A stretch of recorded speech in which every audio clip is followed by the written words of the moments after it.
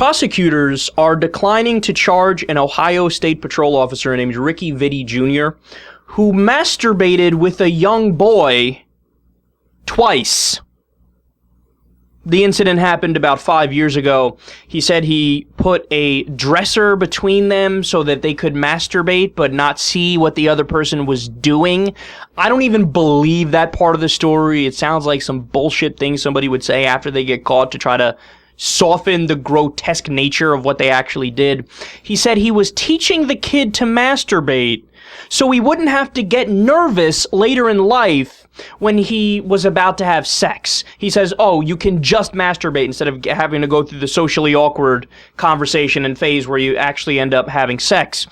And keep in mind, this guy also did domestic abuse 10 years ago as well. He spanked his girlfriend's kid for wetting the bed when he was 5 years old. And he spanked the kid until the kid bled.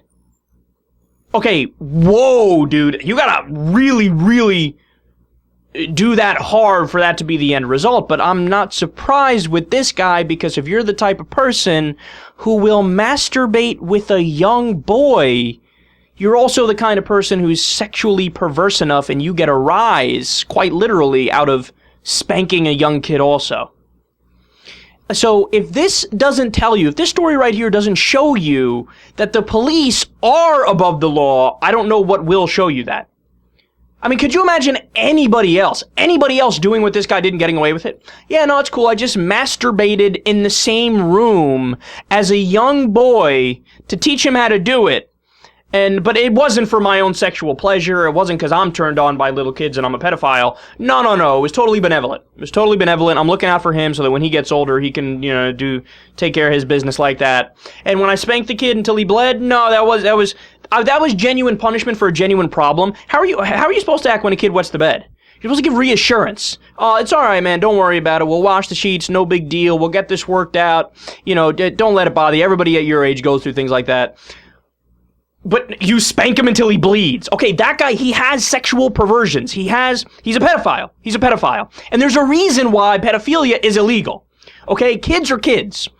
They're not sexually mature. There's a reason why we say this is the age of consent. Because the age that we determine, and it varies slightly from place to place, that's roughly the time when it actually makes sense for somebody to consent, because they've sexually matured enough to the point where they are mentally and biologically and physiologically capable of consenting. Before then, they're not able to. Which is why pedophilia is wrong, which is why it's illegal, which is why it's you taking advantage of a little kid and for your own kicks. Okay, this guy, this shouldn't even be a debate. It shouldn't even be a discussion. Throw the book at him. Lock this fucker up. How can anybody, the police department knows about it, they reported on it, etc., and they're like, no, it's cool, we're not gonna, pursue this. So if you're telling me if somebody else did this, okay, go ahead, release everybody from jail who did something similar to this. Let all the pedophiles out then. If that's how we're going to do it. You want to be objective? Okay, do that. Release everybody else who masturbated with kids.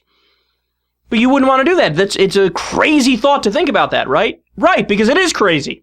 They also say that this guy, there were state troopers that were following him in his car, trying to pull him over, and he purposely kept driving and ignored them. And then they said, it's okay, we're not gonna, arrest him for evading arrest or anything like that. But he did it though. But that's what he did. We know, we got the dash cams. We can see it. That's what he did.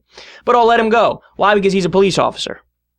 I mean, how many times do we have to see the same thing over and over? The cops who beat the homeless man to death, way excessive force, 5 people, 6 people, beating the shit out of him, tasing him repeatedly. He's screaming for his daddy on the ground. He's totally incapacitated. One of them puts on gloves and said, I'm about to fuck you up. Okay, they got off. They killed the guy, they got off.